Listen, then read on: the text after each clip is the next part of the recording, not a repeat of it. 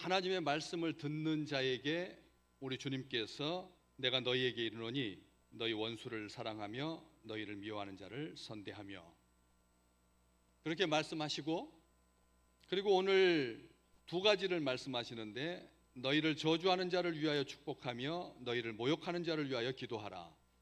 앞에 원수를 사랑하고 미워하는 자를 선대하고에는 위하여라고 하는 말이 안 들어가 있는데, 오늘 28절에 저주하는 자를 위하여 축복하며 너희를 모욕하는 자를 위하여 기도하라, 이렇게 되어 있습니다. 저주하는 자를 저주하지 말고 축복해라, 이렇게 말하는 거하고 저주하는 자를 위하여 축복해라 라고 하는 말하고 어떻게 다를까요? 저주하는 자를 축복해라 라고 하면 저주하는 자가 어떻게든 상관없이 그냥 강제로 우리가 저주를 받든 모욕을 받든 그냥 축복하고 기도해라 라고 말씀하셔도 우리는 그 말씀대로 행할 것입니다. 그렇죠? 저주하는 자 축복해라, 모욕하는 자 기도해라, 위에서 기도해라, 그러면 그 말씀대로 우리는 상관없이 어떤 경우라도 개의치 하지 아니하고 그냥 저주하는 자를 축복하고 모욕하는 자를 기도할 겁니다. 그런데 위하여라고 하는 말이 딱 들어가면 그렇게 강제로 아무런 마음의 기쁨도 없이 억지로 축복하고 기도하지 말라는 말이 되는 거죠. 위하여가 있으니까, 저주하는 자를 위해서, 모욕하는 자를 위해서니까 그 사람을 한 번 더 생각하면서 저주하지 마라, 축복해라, 그리고 모욕하는 자를 위해서 기도해라, 이 말이 된다는 것이죠. 그런데 이 말씀 가지고 우리가 원수를 사랑하고 미워하는 자를 선대하는데, 로마서 12장 14절에 보면 바울도 이 말씀을 가지고 로마 교회에 편지하기를 너희를 박해하는 자를 축복해라, 그리고 축복하고 저주하지 마라, 이렇게 편지를 씁니다. 축복하고 저주하지 마라. 그런데 우리 주님은 저주하는 자를 위해서 축복해라, 이렇게 말씀을 하고 계시죠. 그런데 우리 일상적인 삶 가운데서 우리가 저주를 들으면 저주가 뭔지 모르는 사람 없을 것입니다. 입에도 담기 어려운 그런 험한 말을, 욕설보다 더 심한 말을 우리한테 쏟아부을 때 우리의 일차적인 마음의 감정은 똑같이 대응을 하든지 아니면 그거보다 더 심하게 되갚아주는 이러한 일들을 하게 되죠. 어떻게 저주하는 자를 위하여 축복할 수가 있겠습니까? 그런데 이 말씀, 우리의 마음, 우리가 저주를 받을 때 어떻게 반응할지를 잘 보여주는 역사가 하나가 있습니다. 열왕기하 2장에 보면 여리고에서 베델로 올라가던 엘리사 선지자에게 아주 어린 아이들이 뭐라고 말을 했냐면 대머리여 올라가라, 대머리여 올라가라 그랬어요. 엘리사 선지자가 머리숱이 좀 적었나 봐요. 그런데 그 신체적인 외모를 가지고 아주 어린 아이들이 선지자한테 대머리여 올라가라, 대머리여 올라가라, 이 말은 무슨 뜻이냐면 대머리여 꺼져라 라는 뜻입니다. 니네 선생 엘리야 선지자가 불병거를 타고 구름 위로 올라간 것처럼 너도 올라가라고 하는 일차적인 말이지만 그 말 속에서는 꺼져라 라는 뜻입니다. 우리들은 네가 필요하지 않다 라고 하는 말입니다. 얼마나 모독하는 말입니까? 대머리여 올라가라, 대머리여 올라가라. 선지자는 몹시 상심했나 봅니다. 그래서 성경 말씀에 보니까 뭐라고 돼 있냐면 돌이켜 그들을 보고 여호와의 이름으로 저주했다. 돌이켜 그들을 보고 그냥 대머리에 올라가라 개의치 아니하고 그냥 갈 길을 간 게 아니라 딱 뒤돌아보면서 그 아이들에게 여호와의 이름으로, 하나님의 이름으로 저주를 합니다. 그런데 저주를 하는 내용이 기록되어 있지 않습니다. 뭐라고 저주했는지 기록되어 있지 않지만 결과는 끔찍했습니다. 수풀에서 암콤 2마리가 나와가지고 그 아이들 중에서 42명을 찢어 죽입니다. 아이들을 다 죽였다라고 되어 있지 아니하고 아이들 중에서 42명을 죽였습니다. 찢어서 죽였습니다. 어린아이들이었는데 만약 지금 이 시대에 어린아이가 사나운 짐승에 의해서 찢기면 난리가 날 겁니다. 난리도 그 난리가 없을 겁니다. 그 당시 인구도 그렇게 많지 않았던 시대에 베들레헴 여리고에서 베델로 올라가는 그 한적한 그 길에 아이들이 42명이 넘게, 그 중에서 42명이라고 했으니까 42명, 굉장히 많은 어린아이들이 그 길거리에 나와 있다가 선지자를 보고 저주를 하니까 엘리사가 뒤돌아보면서 여호와의 이름으로 저주해가지고 42명이 찢어서 죽임을 당한 건데, 여러분 짐승에게 찢겨 죽인다는 것이 얼마나 처참한지 제가 아직도 기억난다니까요. 러시아에서 그 곰에게 습격을 당해가지고 얼굴을 물어 뜯겼는데도 어떻게 정신이 있어가지고 도망쳐가지고 그래서 얼굴 반쪽이 날아간 그 사람의 그 사진하고 그 영상을 본 적이 있거든요. 그러니까 얼마나 고통스러웠는지 수술도 몇 번을 해가지고 간신히 얼굴 형태만 살려서 허벅지에 있는 살을 뜯어다가 여기 붙여가지고 눈도 없습니다. 입술도 거의 다 일그러져 있고 그래가지고 귀도 없고 한쪽이 다 뜯겨 나갔으니까. 그러니까 곰이 보통 사나운 짐승이 아니거든요. 잘못 건드렸다면 큰일 납니다. 게다가 이 임신 중에 있는 암콤 2마리는 아이들 42명을 찢어 죽이고도 남죠. 그런 일이 발생했습니다. 우리는 하나님 앞에 저주하는 자를, 우리 선지자도 그렇게 대하셨는데 우리가 무슨 성인 군자라고 그냥 참으라고 하셔도 억울한데 위하여 축복하라고 하십니까? 말도 안 되는 일이죠 라고 할 수 있다는 거죠. 성경책에 기록되어 있으니까. 엘리사가 그렇지 무반응으로 일관했다면 우리도 그냥 반응 없이 그냥 나만 참으면 되나 보다 하겠는데, 선지자는 돌이켜서 여호와의 이름으로 저주해가지고 그런 참혹한 그런 결과를 성경은 기록하고 있으니까. 또 시편 109편은 다윗의 시입니다. 다윗의 시, 시편 109편 8절에서 11절 잠깐 보실까요? 한번 보세요. 무슨 내용인지. 그의 연수를 짧게 하시고 그의 직분을 타인이 빼앗게 하시고 그의 자녀는 고아가 되고 그의 아내는 과부가 되고 그의 자녀들은 유리하며 구걸하고 그들의 황폐한 집을 떠나 빌어먹게 하소서. 고리대금하는 자가 그의 소유를 다 빼앗게 하시고 그가 수고한 것을 낯선 사람이 탈취하게 하소서. 이게 시인가요? 시? 여러분이 시처럼 느껴지세요? 예, 마치 뭐 하는 것 같아요? 딱 저주하는 거죠. 저주하는 거잖아요. 거기 보시면 알겠지만 그가 빨리 죽게 해주시고 그의 직분을 타인이 빼앗게 하시고 그의 자녀는 고아가 되고 그의 아내는 과부가 되고 그의 자식들은 걸식하며 거지와 같이 구걸하고 황폐한 집을 떠나서 빌어먹게 해주시고 고리대금하는 자가 그의 소유를 다 빼앗아가게 하시고 그가 수고한 것을 낯선 사람이 탈취하게 해주십시오.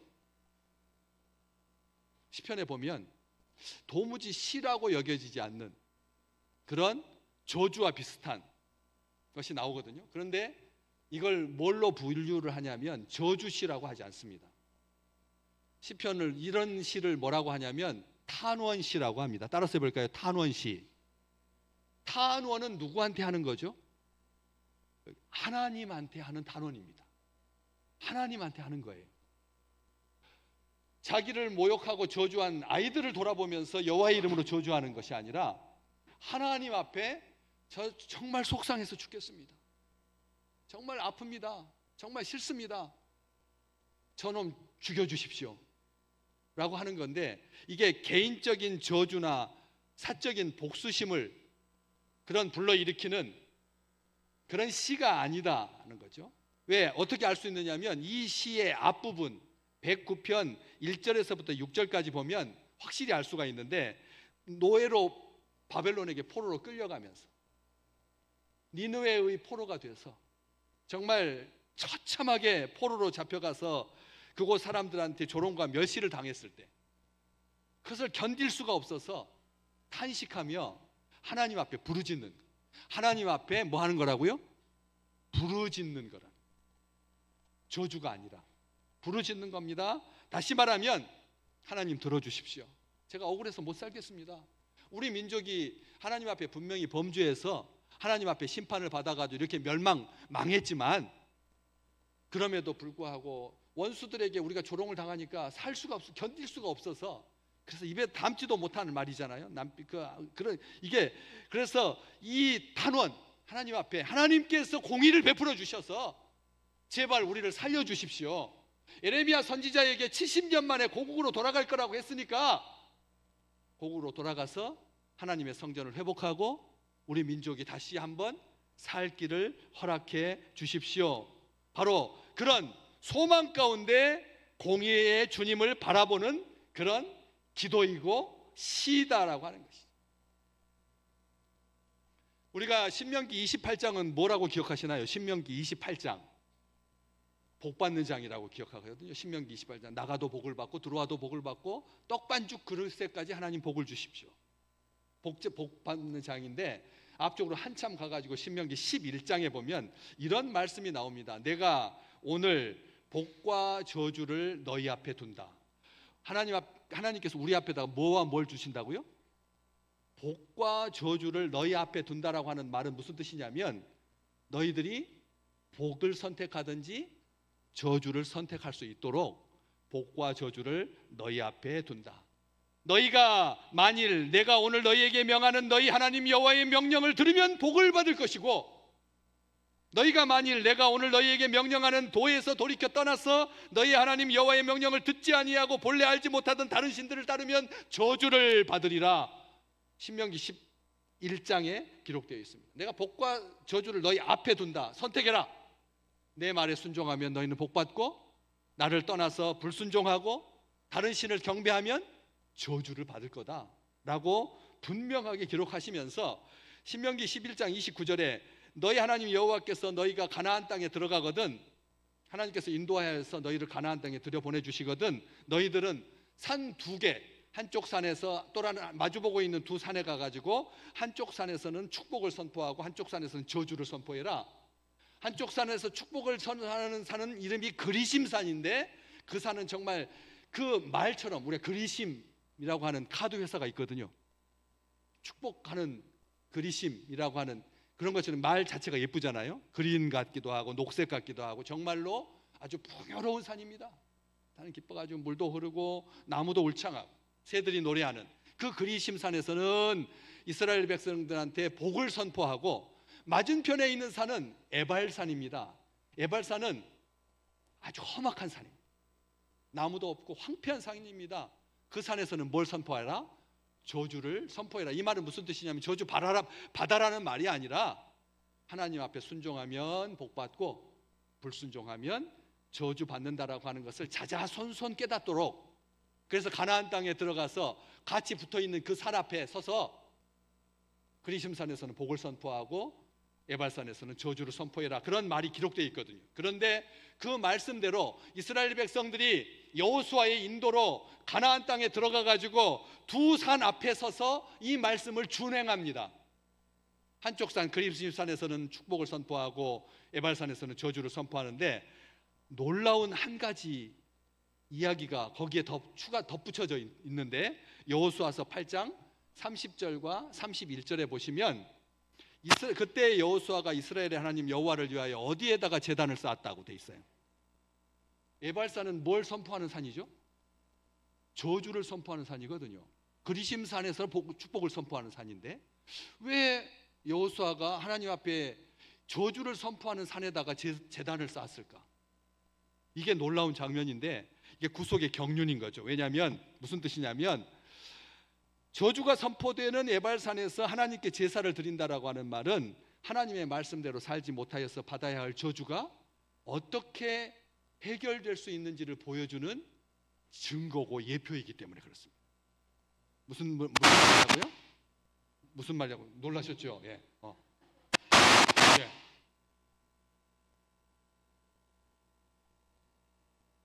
저주를 선포해야 되는 자리에서 제사를 드린다라고 하는 말은 그 말씀을 이루기 위해서 우리 주님께서 하나님의 아들로 오셔서 십자가의 화목 제물이 되어서 죽으셔가지고 율법의 저주 아래 있던 우리를 참된 자유함으로 복으로 인도해 주셨기 때문에 이게 놀라운 말씀인 겁니다. 그런 의미가 있다라고 하는 거죠. 하나님께서 자기 백성을 이집트에서 구원하여서 젖과 꿀이 흐르는 가나안 땅으로 인도하신 목적은 말씀을 들을 때 복받고 말씀을 안 들으면 저주받는다, 그것을 가르쳐 주기 위해서 구원하신 것이 아니라 처음부터 구원하려고, 복을 주시려고 하나님께서 이스라엘 백성들을 구원해 주신 거라는 거예요. 단순하게 순종하면 복받고 불순종하면 저주하겠다라고 하는 말이 아니다. 이럴 수도 있고 저럴 수도 있으니 알아서 잘해라, 우리의 선택에 우리의 운명을 맡겨 두시겠다라고 하는 무책임한 말씀이 아니다라고 하는 것입니다. 에덴 동산에는 두 그루의 나무가 있었습니다. 무슨 나무의 열매, 무슨 나무가 선악을 알게 하는 나무와 영생하도록 하는 나무, 거기에서 나무 맺는 열매를 먹으면, 영생하는 나무의 열매를 먹으면 영생하고 선악을 알게 하는 나무의 열매를 먹으면 선악을 알게 되는 거죠. 하나님, 영생하는 나무의 열매만 가운데다 두셨으면 아담과 하와가 선악을 알게 하는 나무의 열매를 먹고 죄 짓지 않아서 에덴산 동산에서 안 쫓겨나고 하나님께서 인간을 창조하신 목적을 이루셨을 텐데, 우리가 많이 고민하는 그 부분이잖아요. 그런 것 거기에서 보여주듯이 선악을 알게 하는 나무의 열매를 먹고 죽으라고 하나님께서 선악을 알게 하는 나무를 동산 중앙에 두신 것이 아니라, 악에 빠져 허우적거리라고 동산 중앙에다가 선악을 알게 하는 나무의 열매를 두신 것이 아니다라는 것입니다. 하나님은 우리가 복받기를 원하십니다. 아멘. 하나님은 우리가 뭐 하기를 원하신다고요? 복받기를 원합니다. 그래서 제가 부임한 이래 지금까지 13년 동안 매월 마지막 주 축도는 신약성경 고린도전서 13장에 있는 축도로, 바울이 쓴 그 축도로 하지 아니하고 아론의 축복, 민수기에 나오는, 민수기 6장 22절에서부터 27절, 여호와께서 모세에게 말씀하여 이르시되 아론과 그의 아들들에게 말하여 이르기를 너희는 이스라엘 자손을 위하여 이렇게 축복해라. 여호와는 내게 복을 주시기고 너를 지키시기를 원하며, 여호와는 그의 얼굴을 내게 비추사 은혜 베푸시기를 원하며, 여호와는 그 얼굴을 내게로 향하여 드사 평강 주시기를 원하노라. 제가 그렇게 축복하잖아요. 매월 마지막 주에. 아시는 분은 다 아실 거예요. 왜 마지막 주는 목사님 축도가 달라질까? 바로 여기 하나님께서 이스라엘 백성들을 너희는 이렇게 축복해라. 아론의 자손들이여, 제사장들이여, 축복할 때는 이렇게 축복해라. 이게 구약의 축도거든. 구약의 축도. 우리는 신약 시대니까 신약의 축도를 하다가 한 주, 매월 마지막 주에 이 아론의 축복, 그러면서 그들은 이같이 내 이름으로 이스라엘 자손에게 축복할지니, 그 뒤를 같이 읽어볼까요? 내가 그들에게 복을 주리라. 아멘. 이렇게 축복하면 하나님께서 복을 주신다는 거예요. 너희들은 이렇게 축복해라. 내가 이렇게 복을 주리라. 우리 주님께서 말씀해 주셨죠. 이스라엘의 역사가 그렇게 흘러가면서 민수기 23장에 보면 모압 왕 발락, 모압 족속, 암몬 족속은 이스라엘의 같은 동족 형제입니다. 그런데 저주를 받았어. 저주를 받았어. 그래서 총회에서 떨어져 나간 그런 모압 왕 발락이 발람이라고 하는 거짓 선지자를 고용해 가지고 이스라엘을 저주하려고 시켰는데 무슨 일이 발생했습니까? 그 발람이 타고 다니던 나귀가 갑자기 입을 열어 가지고 하나님의 말을 하는 거예요. 왜 나한테 이런 식으로 대하십니까? 자기가 원하는 쪽으로 나가지 아니하고 나귀가 자꾸 반대쪽으로 가려고 하니까 나귀를 급하게 몰아가지고 가시덤불 쪽으로 이렇게 가게 되어서 다리가 그 가시덤불에 담장에 그 끼어가지고 막 상처를 입으니까 화가 나가지고 자기 채찍을 가지고 자기 사랑하는 나귀를 막 후려치니까 나귀가 그냥 입을 열어가지고 왜 이러시냐고 해. 하나님께서 그래서 깨닫게 해주신 거죠. 눈을 들어보니까 천사가 막고 있어서 그것을 피하느라고 부득이하게 주인을 태운 채로 그렇게 가시밭쪽으로 하는 바람에 그렇게 상처를 입었. 하나님께서 뭐 하기를 원하셔서 이스라엘 백성들에게 저주하지 말라고. 그래서 발람이 이스라엘 백성들을 4번이나 축복하는 기사가 민수기 23장에 기록되어 있거든. 하나님은 저주하는 것을 원치 않으신다. 하나님은 저주하는 것을 원치 않는다는 거죠. 이스라엘이 율법을 어기고 받아야 할 저주를 죄 없는 짐승들이 담당했던 것처럼 그 대가로 이스라엘 백성들이 복받을 기회를 얻었던 그 은혜를 우리 주 예수 그리스도로 말미암아 때가 되어서 하나님의 아들이 화목제물로 우리 가운데 오셔서 십자가에 못 박혀 죽으심으로 말미암아 율법의 저주 아래 있던 우리를 속량하셨듯이 저주를 복으로 바꾸시는 우리 하나님이시라는 거예요. 그래서 자기의 백성들이 저주하지 말라고, 저주하지 말라고, 위하여 너희를 혹시라도 누가 저주하거든 위하여 축복해라. 아브라함을 부르시고 아브라함에게 하나님께서 하신 말씀, 창세기 12장 3절 말씀, 너를 축복하는 자에게는 내가 복을 내리고 너를 저주하는 자에게는 누가 저주할 거다고요? 하나님이 저주할 거다. 너희를 혹시라도 누가 저주하면 내가 저주할 거다. 이 말씀을 가지고 바울이 로마서 12장 17절 말씀에 아무에게도 악으로 갚지 말고 모든 사람 앞에서 선한 일을 도모하라 할 수 있거든. 너희로서는 모든 사람과 더불어 화목하라. 내 사랑하는 자들아, 너희가 친히 원수를 갚지 말고 하나님의 진노하심에 맡겨라. 기록되었을 때 같이 읽을까요? 원수 갚는 것은 누구에게 있다고요? 하나님에게 있다고요. 갚는 것은 누가 갚아주시겠다고? 하나님이 갚아주시겠다. 그렇기 때문에 내 원수가 줄이거든 먹이고 목마르거든 마시게 하고, 그래서 네가 숯불을 그 머리에 쌓아놓게, 그래서 악에게 지지 아니하고 선으로 악을 이길 수 있도록. 우리 주님께서 원수는 내가 갚을 테니까 너희는 다른 사람들을 축복해라, 저주하지 마라. 무슨 말입니까? 무슨 뜻입니까? 남을 저주하면 네가 더러워질까 봐서.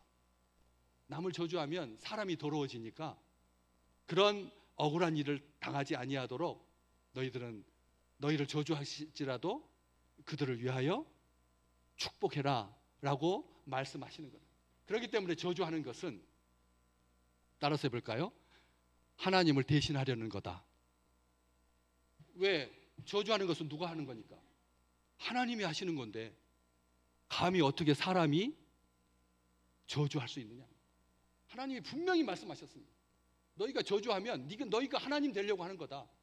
내가 저주할 테니까 너희들은 축복해라. 왜? 저주하면 우리의 입만 더러워지는 것이 아니라 마음과 생각과 영혼까지 더러워진다. 그것을 어떻게 할 수 있느냐? 아까 시편 109편 말씀, 시편은 무슨 시라 그랬죠?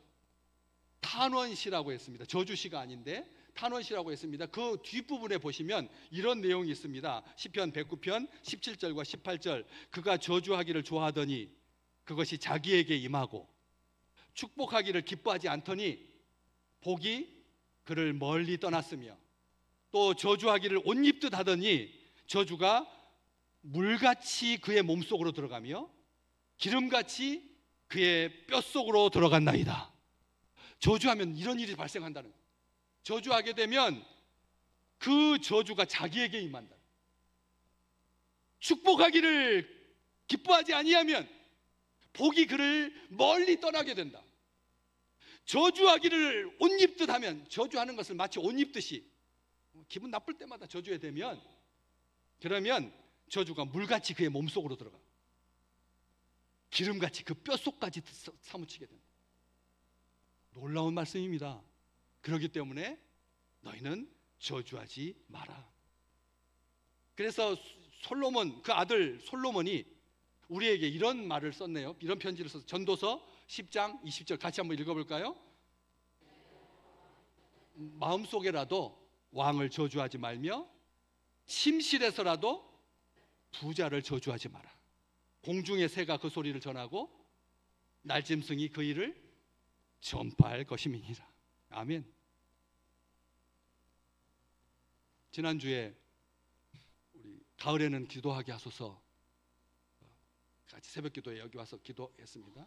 그 지난주 그 말씀 전하기 바로 직전에 지난주에 어떤 예쁜 차가 교회 앞에 딱 서더니 거기에서 아주 멋진 신사분이 딱 내리시는 거예요. 곱게 생기셨어요. 저보다 한 연배는 한 10년 정도 더 위에 되신 분인데 교회 앞에다 차를 세우고 딱 내리시더니 대뜸한다는 말씀이 교회가 살려면 똑바로 하시오. 교회가 살아남으려고 하면 똑바로 해라. 여기다 이중 주차하면 내가 민원 넣을 거야. 그렇게 말씀을 하시는 거예요. 저한테. 그 소리를 딱 듣는 순간 눈이 막 뒤집어지는 줄 알았어요. 왜냐하면 그 전주에 일부 예배 때 이중 주차해가지고 차 3대가 민원 신고돼가지고 딱지를 끊었거든. 그래서 화가 너무 나는 거예요. 그래서 딱 대놓고 이렇게 하고 싶었어요. 네가 민원 넣었지? 그러려고 여기까지 이제 목에까지 찼어요. 근데 가만히 거기서 그냥 화를 안 내고 이게 마음을 좀 이렇게 쓸어내리고 그냥 들어온 것이 아니라 이유를 물어봤어요. 왜 이렇게 화가 나셨냐고. 왜 이렇게 화가 나셨냐고 하니까 몇 주 전에 여기다가 차를 대려고 하는데 전화 그 사무실에서 누가 나와가지고 여기다 차 대면 안 된다고 했다는 거예요. 차 대면 안 된다고 했다는 거예요. 그래서 그래가지고 화가 났다는 거예요. 교회가 지역사회하고 다 주변에 있는 사람들이 다 참아줘서 이렇게 교회가 여기서 50년 여기서 이렇게 부흥하고 이렇게 성장한 건데 교회가 그 차 한 대도 못 되게 하느냐고 화가 머리끝까지 나가지고 그래서 제가 이렇게 설명을 해드렸어요. 선생님 옆에 차 대셔도 됩니다. 낮에는 얼마든지 대실 수 있습니다. 그렇지만 밤에는 다음날 새벽 4시에 우리 교인들이 새벽기도 드리려고 와서 여기다 차를 대야 되기 때문에 부득이하게 4시 반에 차를 빼셔야 됩니다. 그러면서 설명을 해드렸다니까요. 4시 반에 차를 드려야 되기 때문에 차를 빼야 되기 때문에 부득이하게 차를 주차하지 못하도록 그렇게 안내를 한 것 같으니까 내가 이번 주일날 우리 교역자들에게 잘 설명해서 앞으로는 그런 일이 발생하면 이렇게 차근차근 설명해 드리라고. 그냥 주차 못해요, 차 빼세요 이렇게 말하지 말고 그렇게 설명을 해드려요. 그랬더니 수긍을 하고 마음을 좀 추스린 다음에 그래서 제가 혹시 요 앞에 사시는 분이세요? 아니면 옆에 사세요? 그러니까 그건 말할 수 없고요. 예. 이제는 하면서 혹시 그러면 당신이 2주 전에 여기 이중 주차했던 차 3대를 민원 넣으신 분인가요? 했더니 얼굴이 빨개지면서 머뭇머뭇 하시는 거예요. 머뭇머뭇 하시면서 아니라고, 내가 이중 앞으로 주차하면은 내가 민원을 넣을 거라고. 예. 그렇게 해서 설명을 잘 해드렸더니 그래서 아무 다툼이 없이 이렇게 쭉 빠져나가는 것을 제가 보고 나서 이 말씀을 다시 한번 생각해 봤어요. 왜냐하면 그 2주 전부터 제가 무슨 설교를 했어요? 원수를 사랑하며 미워하는 자를 선대하라 라고 하는 그 말씀을 해놓고 정작 나한테 와가지고 험한 소리를 딱 하니까 판단이 이성이 마비되면서 나이도 나보다 10살이나 더 위에 되는 사람이 함부로 저렇게 말을 하나 해가지고 감정이 여기까지 올라가가지고 어찌할 바를 몰랐던 제가. 그런데 말씀을 준비하면서 우리 교인들이 제가 설교할 때 저렇게 존다고 저렇게 막 깨우고 막 소리 지르고 막 새벽기도 안 나오면 죽는다 그러고 막 이렇게 말은 쉽게 하는데 말씀을 지킨다는 것이 얼마나 어려운지 오늘 저주하는 자를 위하여 축복하라 라고 하는 말은 제가 쉽게 설교를 하지만 그 말씀을 가지고 한 주간 동안 살아갈 때 저같이 그렇게 폭력 같은 상황은 아니었지만 그런 상황을 맞닥뜨리게 되면 지키기 참 어렵겠구나 라고 하는 것을 깨달으면서 하나님께 감사했다니까요. 저를 이렇게 성질을 많이 죽여주셔서 거기서 그냥 대놓고 그냥 쏴대지 아니하고 설명을 듣고 아, 그런 이유 때문에 이렇게 마음이 엉켜 있었군요 라고 이해를 해주고, 그리고 안내를 낮에도 언제든지 되시고 밤에도 언제든지 되실 수 있습니다. 그렇지만 다음날 4시 30분 전에는 차를 빼주시면 감사하겠습니다. 이렇게 안내를 할 수 있게 돼요. 저같이 성격이 불같은 사람이 한 명이 더 있죠. 예수님의 수석 제자였던 베드로. 그 베드로가 얼마나 성격이 불같은지, 말고의 종이 예수님을 체포하러 온 그 군대들 화가 나가지고 칼을 빼가지고 귀를 철칠 정도로 주님께서 십자가를 지고 고난을 당하고 사흘 만에 죽을 거라고 하니까 주여 그리마옵소서. 어떨 때는 또 주님 앞에 코가 석자나 빠져가지고 주님 저는 죄인입니다, 저를 떠나소서. 물 위를 걷다가 빠졌다가 막 별짓을 다 했. 그 베드로가 쓴 편지, 베드로전서 3장 9절 말씀 한번 같이 읽어볼까요? 악을 악으로 욕을 욕으로 갚지 말고 도리어 복을 빌라. 이를 위하여 너희가 부르심을 받았으니 이는,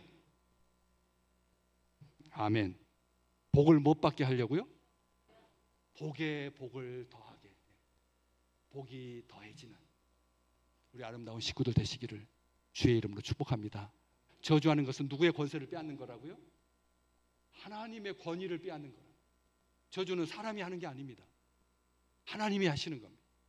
우리는 그 하나님의 권위를 빼앗지 않습니다. 어떠한 상황일지라도.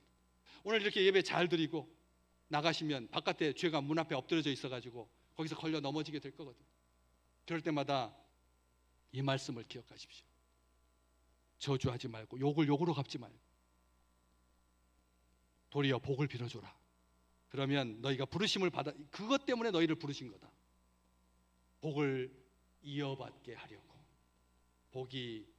복을 낳는 아름다운 생애가 되시기를 주의 이름으로 축복합니다.